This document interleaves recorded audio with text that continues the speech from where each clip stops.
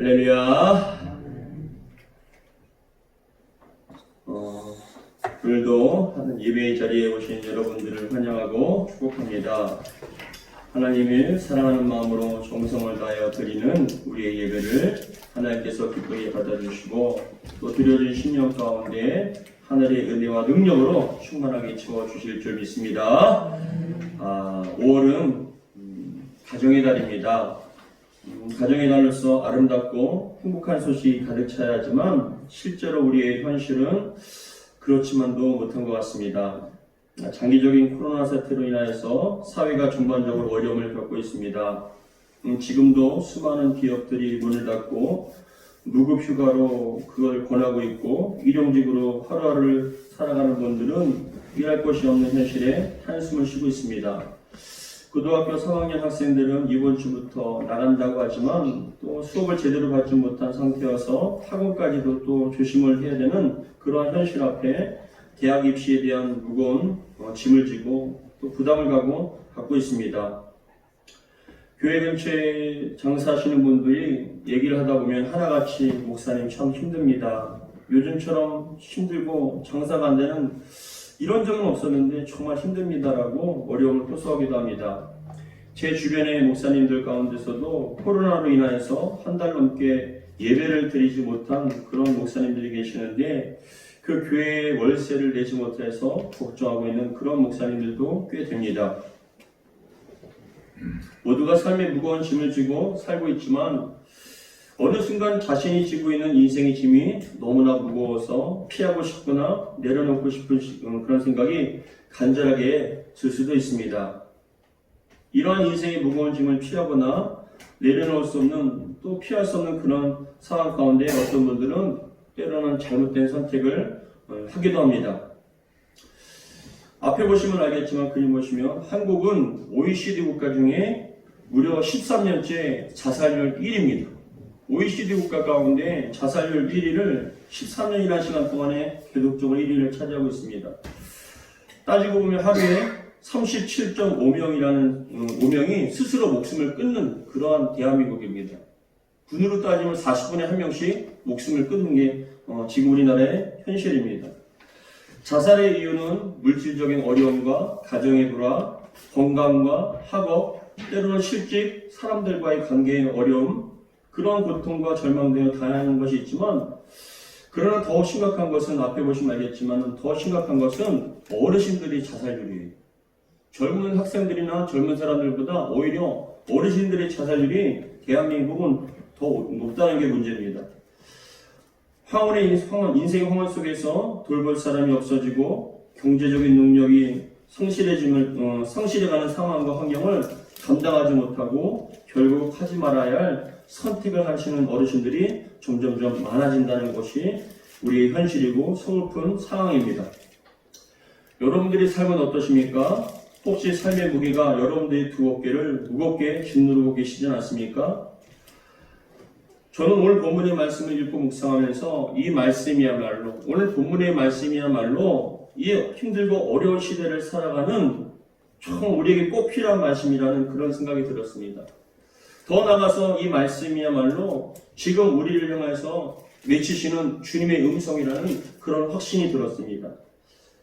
간절히 바라고 원하는 것은 오늘 말씀을 통하여 지치고 힘든 저와 여러분들의 삶이 정말 그래도 주님의 귀한 음성으로 말미암아 회복되길 원합니다.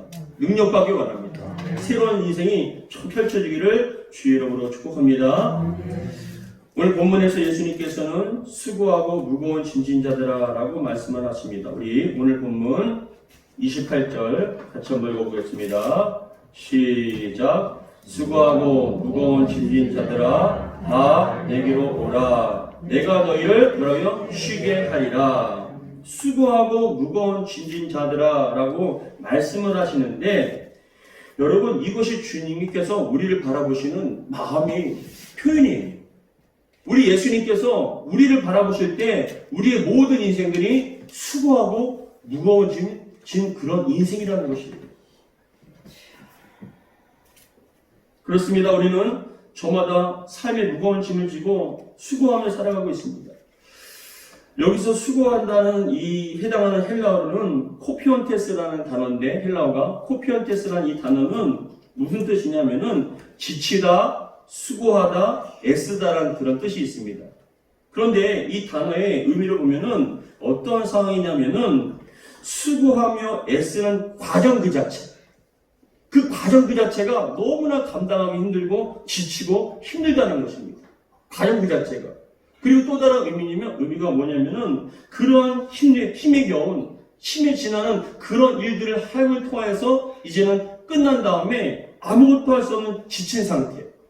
완전히 그냥 번아웃되고 영적 탈진이 된 그런 상태를 바로 이 수고하다, 코피온테스라는 이 단어를 사용하고 있는 것입니다.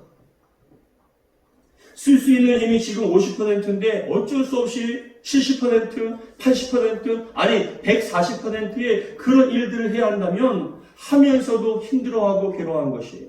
하고 난 다음엔 더 힘들고 더 어려운 것입니다. 완전한 탈진의 상태가 되어버리는 것입니다. 꼼짝할 수 가지 못하는 그런 상태가 되어버리고 마는 것이죠. 그런데 이러한 수고는 여러분 육체적인 수고뿐만이 아니라 정신적, 영적 수고가 더 힘들게 하는 거예요.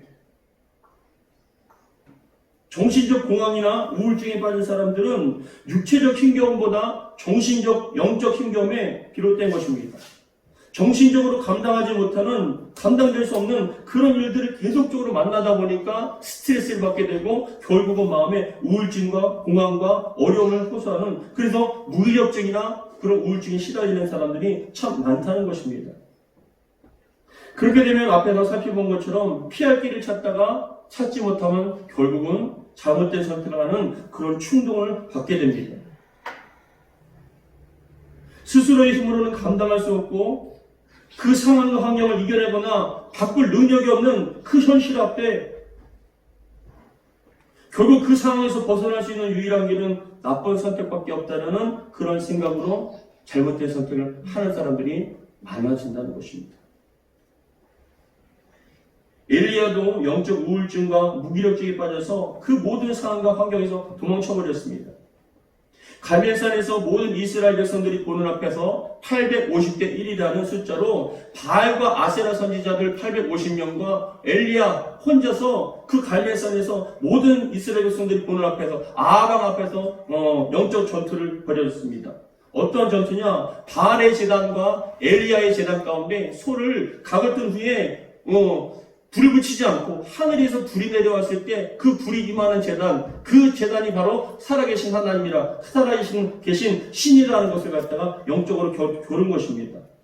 그 결과는 우리가 잘 아는 것처럼 바알의 재단은 불이 임하지 않았고 엘리야의 재단에 물을 몇 통이나 쏟아붓고 물이 흥건한 그 상황 가운데 하늘로부터 불이 임하여서 엘리야의 재단을 활활 불태웠습니다. 근데 그렇게 불태우는 모습을 보고 그리고 바알 선지자를 다 죽이는 그런 상황 가운데 엘리야는 어떻게 기대했냐면 이제는 됐다. 이제는 이 이스라엘 백성들이 하나님을 알 것이고 아방이 하나님께 돌아오고 온전한 신앙과 믿음의 삶을 살 것이라는 그런 기대를 했는데 여러분 이스라엘 백성들이 변하지 않았습니다. 아방도 변하지 않았고 더군다나 바알과 아세라를 당신도처럼 섬겼던 이세벨이 엘리야를 죽이려고 한다는 그 소식을 들었을 때 엘리야는 그 갈멜산에서 도망쳐버렸어요. 도망친 엘리야는 자신의 힘으로 감당하지 못하는 현실 속에서 뭐라고 고백하냐면 하나님 차라리 죽는 게 낫습니다.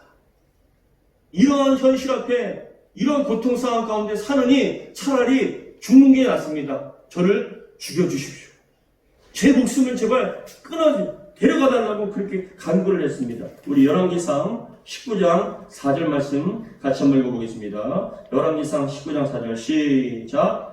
자기 자신은 방으로 들어가 하룻길쯤 가서 한 오뎨나무 아래에 앉아서 자기가 죽기를 원하여 이르되 여호와여 넉넉하오니 지금 내 생명을 거두시옵소서. 나는 내 조상들보다 낫지 못하나이다 하고.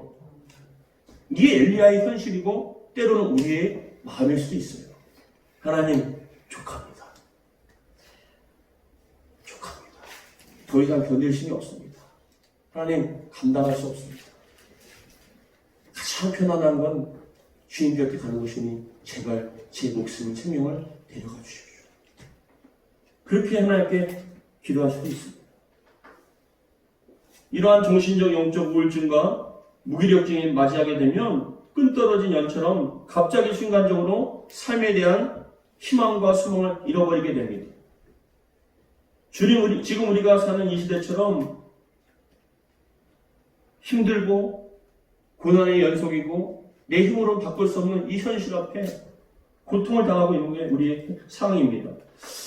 그런데 예수님께서 이처럼 무거운 짐을 지고 힘이 지나도록 수고하며 삶의 소망을 잃어버린 우리들을 향해서 주님께서 말씀하시는 겁니다. 뭐라고 말씀하십니까? 수고하고 무거운 짐진 자들아. 수고하고 무거운 짐진 자들아. 그 다음에 하신 말씀이 다 내게로 오라 라고 말씀하십니다. 여러분, 그런 의미에서 우리 다시 한번 28절 같이 한번 읽어볼까요? 시작. 수고하고 무거운 짐진 자들아 다 내게로 오라. 내가 너희를 쉬게 하리라. 아멘. 그렇습니다. 인류는 모두 예수님이 필요합니다. 가난하든 부유하든 많이 배우든 적게 배우든 상관없이 모든 사람은 다 예수님이 필요합니다. 예수님께서 지금 저와 여러분들을 초청해 주십니다. 기쁜 마음으로 여러분 믿음으로 주님 앞에 나아가시기를 주 여러분으로 축복합니다. 그렇다면 예수님께서 왜 수고하고 무거운 짐진 자들아 다 내게로 오라라고 왜 말씀하셨을까요? 수고하고 무거운 짐진 자들아, 삶의 고난과 무거운 짐 때문에 자살까지도 생각하고 모든 것을 피하고 싶은 너희들아 다 내게로 오라고 말씀하셨는데 예수님께 오라고 하신 이유가 무엇일까요, 여러분? 예수님께서는 왜 예수님 자신에게 우리 모두를 초청하시고 우리가 예수님께 나오라고 말씀하셨을까요? 그것은 첫 번째, 예수님께서 우리를 너무나 사랑하시기 때문에 우리를 부르신 거예요. 예수님께서 저와 여러분들을 진심으로 사랑하십니다. 예수님 우리를 살리기 위하여 자신의 목숨까지도 아끼지 않고 물과 피를 다 쏟으시며 죽기까지 우리를 사랑하신 분이십니다. 예수님이 우리를 향한 사랑은 상상을 초월한 큰 사랑입니다. 예수님께서 사랑하는 저와 여러분들이 세상에 살면서 수많은 문제와 고통에 찢기고 상처받은 삶의 무게로 지쳐있는 모습을 가만히 보실 수 없고 그래서 우리를 부르신 겁니다. 야, 내게로 와라. 내게로 와라. 왜요? 우리를 사랑하시기 때문에. 사랑받는 우리가 고통당하고 삶의 무게로 말미암아 신음하는 것을 지켜만 보실 수 없기 때문에 내게로 오라라고 말씀하십니다. 두 번째, 예수님께서 왜 우리를 부르셨냐? 예수님께 생명이 있기 때문에 그렇습니다. 따라하겠습니다. 예수님께 생명이 있습니다. 할렐루야. 예수님은 부활이요 생명이십니다. 죽었던 영혼도 살리고 삶도 살리십니다. 죽었던 가정도 살리십니다. 죽었던 우리 영혼과 우리 가정과 우리의 모든 것들을 살리실 수 있는 그런 분이십니다. 죽었던 영혼과 삶도 살리시는 생명 되신 예수님, 그 예수님 만나면 우리가 살아날 수 있기 때문에 예수님께서 우리를 부르신 것입니다. 마치 에스겔 골짜기에 마른 뼈와 같던 신령과 삶도 예수님 만나면 예수님 안에 있는 생명을 인하여서 다시 살아나고 그 심령 속에 하나님의 보좌로부터 흐르는 생명의 물줄기가 흐름을 통하여 살만 난다. 그래서 삶의 가치가 있다라고 바뀌어지는 인생이 되기 때문에 예수님께서는 우리를 초대해 주신 것입니다. 그리고 세 번째, 왜 우리를 부르셨냐? 예수님은 전능하시기 때문에 우리를 부르셨습니다. 아무리 사랑해도 마음으로 무엇이든지 다 해주고 싶지만 힘과 능력이 없으면 도와줄 수가 없습니다. 그러나 예수님께서는 아니어갖고 모든 것이 예가 되시는 분, 모든 것을 바꾸실 수 있고 생명을 주실 수 있는 분이시기 때문에 예수님께서는 우리를 초대해 주시고 불러주셨습니다. 사랑하시기 때문에, 살릴 수 있기 때문에, 해결해 줄 수 있기 때문에 저와 여러분들을 불러주셨습니다. 그렇다면 예수님께서 수고하고 무거운 짐진 자들아 다 내게로 오라고 초청하셨을 때 그 말씀을 듣고 예수님께로 가면 어떻게 될까요, 여러분? 이 시간 여러분들이 믿음으로 나아간다면 예수님께서는 어떠한 열매를, 어떠한 은혜를 약속하셨습니까? 그것은 따라하겠습니다. 인생에 쉼을 주십니다. 할렐루야. 28절 같이 읽겠습니다. 시작. 수고하고 무거운 짐진 자들아 다 내게로 오라. 내가 너희를 뭐라고요? 너희를 쉬게 하리라. 여기서 보면은 헬라어 원문에 보면은 직역을 합니다. 보면은 수고하고 무거운 짐진 자들아 다 내게로 오라 할 때 내가라는 게 헬라어로 카고라는 단어인데 이 카고가 강조형으로 강조가 되어 있습니다. 누가 하십니까? 내가 하십니다. 누가 하십니까? 주님께서 하십니다. 여러분들이 할 수 없는 것 누가 하십니까? 주님께서 하십니다. 여러분들의 인생을 누가 바꾸십니까? 주님께서 하십니다. 그 삶의 문제를 누가 하십니까? 주님께서 해결해 주실 줄 믿으시기 바랍니다. 그래서 뭐라고요? 내게로 오라. 내가 너희를 쉬게 하리라. 저는 이 말씀이 얼마만큼 은혜가 되는지 모릅니다. 쉬게 하리라. 예수 믿기 전에는 내 일이었습니다. 이제는 주님의 일이 되었습니다. 전에는 우리의 가정이었으나 이제는 주님의 가정입니다. 전에는 내 문제였지만 이제는 주님의 문제입니다. 이 사실을 믿으시기 바랍니다. 여러분들의 인생은 주님의 것입니다. 여러분들의 가정은 주님의 것입니다. 여러분들이 갖고 있는 그 문제는 주님의 문제임을 믿으시기 바랍니다. 어느 택시 운전사가 무더운 여름에 길에서 무거운 짐을 머리에 지고 계신 힘들어하고 계시는 그 할머니를 뵀습니다. 불쌍한 마음이 들어서 그 택시 운전사가 할머니 타세요. 제가 모셔다 드릴게요 라고 그렇게 말씀을 드렸지만 할머니는 극구 사양을 하시며 난 돈이 없다고 그렇게 사양을 하셨습니다. 그래도 택시기사님은 걱정하지 마세요. 오늘은 다 공짜입니다. 오늘은 특별한 날이기 때문에 다 공짜입니다라고 그 할머님을 안심시킨 다음에 택시에 태워서 길을 갔습니다. 그런데 한참 가다가 뒤를 보니까 할머니께서 그 무거운 짐을 안 내려놓고 계신 거예요. 땀을 뻘뻘 흘리면서 무거운 짐을 그대로 지고 계시는 거예요. 그래서 택시기사는 마음속으로 되게 중요한 물건이구나. 굉장히 소중하기 때문에 안 내려놓으시구나라고 생각을 했는데 한참 더 가는데 계속 안 내려놓으시는 거예요. 그래서 택시기사가 뭐라고 말씀하냐면 할머니 왜 그렇게 무거운 것을 머리에 지고 계세요? 이제 내려놓으세요. 걱정하지 마시고 내려놓고 가세요 라고 그렇게 말씀을 드렸더니만 할머니께서 미안해 하시면서 뭐라고 말씀하시냐면은 에이 그래도 염치가 있지. 공짜로 타고 가는데 어떻게 무거운 짐까지 내려놓을 수가 있겠냐고 그렇게 얘기를 했답니다. 여러분 예수를 구주로 믿는 순간 저와 여러분들 이미 예수 안에 들어온 줄 믿습니다. 우리는 예수님 안에 들어왔어요. 주님께서 우리 목적지에 인생의 목적지 그 목적지로 천국으로 우리를 이끌어 가신 걸 믿으시기 바랍니다. 예수님이 십자가 보혈로 죄 씻음 받았고 구원받고 하나님의 자녀가 되었습니다.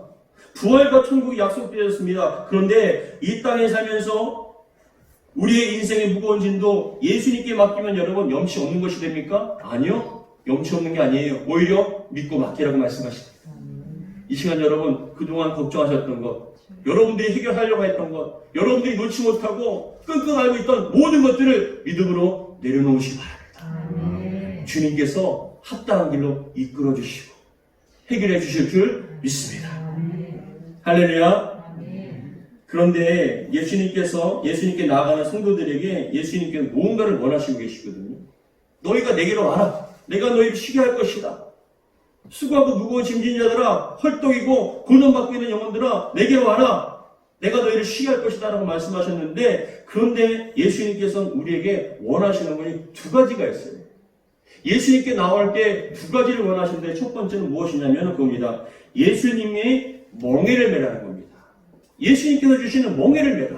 우리 29절 같이 한번 읽어보겠습니다. 시작. 나는 마음이 온유하고 겸손하니 나의 멍에를 메고 내게 배우라. 그리하면 너의 마음이 쉼을 얻으리라. 근데 29절에 나는 마음이 온유하고 겸손하니 나의 멍에를 메라 라고 말씀하는데 앞에 보십시오. 그림 보시면 멍에라는 건 여러분 아십니까? 멍에라는 게 이거예요. 혼자 갈 때 일할 때는 멍에가 필요 없습니다. 근데 두 마리의 소나 나귀가 갈 때는 멍에라는 것을 통해서 머리에, 목에, 어깨에 매다는 거예요. 이 멍에를 통해서. 그래서 이 두 마리의 소나 나귀가 하나가 되어서 같이 일할 수 있도록. 같이 일할 수 있도록 하는 게 이 멍에인데, 근데 예수님께서 말씀하신 이 멍에는 이러한 멍에가 아니에요. 주님과 우리가 동등하게 같이 매야 됩니까? 여러분? 주님께서 주시는 멍에는 무겁습니까? 아니라는 거예요. 그러면 예수님께서 우리에게 주시는 멍에는 어떤 멍이냐? 제가 기도를 하고 설교 준비하다가 찾아보니까 너무나 정확한 그림이 나왔어요. 사진이. 한번 봐보세요. 이게 바로 주님께서 주시는 우리의 멍에입니다. 이게 무슨 멍이냐? 큰 어미 나귀와 새끼 나귀가 가는데 멍에를 맵니다. 근데 멍에는 엄마의 큰 나귀가 다 매는 거예요. 새끼 나귀가 멍에를 매는 것은 뭐냐? 이 멍에는 일을 같이 하라는 멍에가 아니라 무엇이냐? 길을 잃지 말라는 거예요. 마음대로 돌아다니거나 그러면 길을 잃을 수 있기 때문에 이 멍에는 뭐냐? 같이 연결시켜주는 안전장치예요. 길을 잃어버리지 말라는. 그래서 어미 나귀가 가는 대로 똑같이 같이 가면서 길을 잃지 않기 위한 그런 멍에가 바로 이 멍에인데, 예수님께서 지라는 멍에가 바로 이 멍에입니다. 이 멍에를 지시기 바랍니다. 뭐냐? 길을 잃지 말라는 거예요. 너희들 혼자 가려고 하지 말라는 거예요. 주님과 동행하라는 겁니다. 주님께서 이끄시는 대로 가면, 주님과 동행하면 여러분들은 삶의 길을 잃지 않게 될 줄 믿습니다. 더 나가서 여러분들이 해결하려고 하지 마세요. 주님께 믿고 마시기를 바랍니다. 가정의 문제, 물질의 문제, 삶의 모든 문제, 더 나가서 구원의 문제는 이미 해결해 주셨기 때문에 우리 주님께서 우리를 길 잃지 않게 하시고 인생의 목표지로 반드시 우리를 이끌어 주실 줄 믿습니다. 더 나가서 두 번째는 그겁니다. 배우라는 것입니다. 따라하겠습니다. 배우라. 배우라. 근데 29절에 보니까 나의 멍에를 메고 누구에게요? 내게 배우라라고 말씀합니다. 누구에게 배웁니까? 예수님께 배우라는 거예요. 근데 이 말씀은 뭐냐? 여러분, 예수님의 제자들은 예수님께 배웠습니다. 말씀으로 배우고 삶 속의 기적을 통해 배웠습니다. 예수님을 통해서 여러분 그 고침받는 것, 병자들과 귀신 들린 자들을 고침받는 걸 배웠습니다. 더 나아가서 예수님 만났을 때 삭개오가 변화되는 것, 그리고 인생의 수박을 잃어버리고 어떤 낙이 없이 죽으려고 했던 그 사마리아 여인이 예수님 만남을 통하여 인생의 가치를 찾게 되고 인생이 변화된 것을 보고 배웠습니다. 배우라는 거예요. 뭘 배웁니까? 말씀을 통해 배우시기 바랍니다. 우리 예수님은 사랑의 하나님이시고 우리를 너무나 모든 걸 바꿔주신 인생의 생명이시고 더 나아가서 우리 영혼을 바꾸실 수 있는 그러한 예수님이라는 것을 말씀을 통하여 배우고 예배를 통하여 배우고 기도를 통하여 배우고 삶을 통해서 예수님을 배우라는 것입니다. 배우시길 바랍니다. 근데 이렇게 예수님을 배우면 배울수록 우리 마음속에 무엇이 드냐? 예수님에 대한 확신이 듭니다. 예수님의 제자들은 그 예수님의 섬김을 보고 사랑을 보고 부활하신 예수님을 보고 확신이 들었습니다. 아, 인생이 내가 주인이 아니라 예수님이 주인이시고 인생이 죽음으로 끝나는 것이 아니라 저렇게 부활이 있는 것이구나. 천국이 있는 것이구나. 그렇게 보고 배움을 통해서 확신을 갖고 마음의 안정을 잡고 열심히 주의 사명을 감당했다는 것이죠. 여러분들이 주님을 알면 알수록 말씀을 통하여 배우면 배울수록 여러분 마음속에 믿음이 생기는 줄 믿습니다. 믿음은 들음에서 납니다. 하나님 말씀을 들음을 통하여 여러분들에게 믿음이 생기고 천국에 대한 소망이 생기고 부활이고 능력이 되신 그 예수님에 대한 신뢰가 생깁니다. 그럼을 통하여 나타나는 결과가 뭔지 아십니까? 바로 마음의 평안이에요. 주님께서 해주십니다. 주님께서 그런 능력이 있으시구나. 그래서 29절에 보니까 같이 읽어보겠습니다. 29절, 30절 같이 읽습니다. 시작. 나는 마음이 온유하고 겸손하니 나의 멍에를 메고 내게 배우라. 그리하면 너희 마음이 뭐라고요? 쉼을 얻으리니 이는 내 멍에는 쉽고 내 짐은 가벼움이라 하시니라. 아멘. 사랑하는 성도 여러분, 여러분들이 하려고 하지 마세요. 여러분들이 주님의 것입니다. 여러분들의 자녀도 주님 것이고 가정도 주님의 것이고 여러분들의 생명도 주님의 것입니다. 우리 교회도 주님의 것이고 이 나라의 민족도 주님의 것이고 온 세계가 다 주님의 것이에요. 믿고 맡기는 자에게 주님께서 주시는 그 멍에를 메고 길을 잃지 않고 주님과 동행하는 자에게 말씀을 통하여 예배를 통하여 삶을 통하여서 예수님을 배우는 자에게 아, 예수님을 믿을 만한 신분이구나. 전능하시구나. 사랑의 하나님이시구나. 우리에게 영원한 소원과 부활과 천국을 약속하신 분이구나. 라는 그런 믿음이 생김을 통하여 마음에 힘을 얻게 되고 평안이 임하게 된다라고 말씀하십니다. 여러분, 여러분들이 하시렵니까? 여러분들이 택시 안에서 무거운 짐을 지금도 지고 계실랍니까? 다 내려놓으시고 주님과 동행하시는 저와 여러분 되기를 주의 이름으로 축복합니다. 마지막으로 히브리서 4장 9절로부터 10절까지 말씀을 같이 읽고 마치겠습니다. 시작. 안식할 때가 하나님의 백성에게 남아있도다. 이미 그의 안식 안에 들어가는 자는 하나님이 자기의 일을 쉬신 것 같이 그도 자기의 일을 쉬느니라. 내려놓는다는 것이죠. 쉼을 얻는다는 것입니다. 이 땅에서도 그런 쉼과 안식을 누리시고 더 나아가서 영원한 천국에서 눈물도 없고 걱정도 없고 슬픔도 없는 어떠한 질병도 없고 두려움도 없는 그 천국에서 저와 여러분들은 영원한 안식과 쉼을 누리게 될 줄 믿습니다. 사랑하는 성도 여러분, 주님께서 지금 여러분들을 부르십니다. 수고하고 무거운 짐진 자들아 다 내게로 오라. 다 내게로 오라. 내가 너희를 쉬게 하리라. 참된 쉼과 안식이 여러분 신용 가운데 가정 가운데 임하기를 주의 이름으로 축복합니다. 기도하겠습니다. 하나님 아버지 감사드립니다. 오늘도 말씀을 통하여 우리 사랑하는 영혼들에게 귀한 말씀, 생명의 말씀을 주심을 감사합니다. 주여 그렇습니다. 우리의 인생이 수고하고 무거운 짐을 통하여 견디기 힘들고 감당할 수 없을 때가 참 많습니다. 우울증과 영적 공황과 정말 무기력증에 빠져서 피하고 싶고 내려놓고 싶고 정말 어디 가보만 싶은 그런 마음이 들 때가 참 많습니다. 그런 모든 영혼들에게 우리 주님께서는 초청해 주시고 불러주셨습니다. 다 내게로 오라. 내가 너희를 쉬게 하리라 말씀하셨습니다. 주님, 이 시간 믿음으로 주님 앞에 나갑니다. 우리의 인생의 무거운 짐을 내려놓게 하시고 주 안에서 쉼을 누리게 도와주옵소서. 우리가 감당하려고 하는 것이 아니라 주님께서 감당해 주신다 약속하였사오니 믿고 맡길 수 있도록 도와주옵소서. 우리 주 예수 그리스도 이름으로 기도하옵나이다. 아멘.